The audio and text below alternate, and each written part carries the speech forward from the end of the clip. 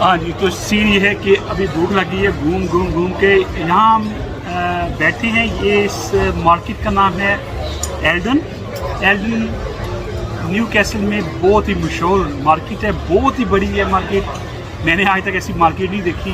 सब अंडरग्राउंड है, यानी कि आप घूम फिर सकते हो, बारिश का भी डर नहीं है, गर्मी भी नहीं है, और बहुत ही रश है। आपको नज़र आ रहा है, तो बहुत रश है यहाँ पे। अभी भूख लगी है, हमने कहा कुछ खाएं थोड़ा अपना टाचो जिसमें। I found it.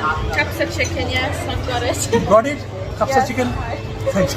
जो हम बैठते हैं ये है सीरियन इनका है, बहुत ही मज़े का होता है और सारा कुछ। तो हमने कहा क्योंकि यहाँ पे खाते, क्योंकि और तो गोरों की चीज़ें हैं। तो अभी हमने खाना खाना है, खाना खाने के बाद हमने जाना है वापस क्रूज़। बस पकड़नी है, जिस बस से हम आए थे आपको बस में वापस लेके।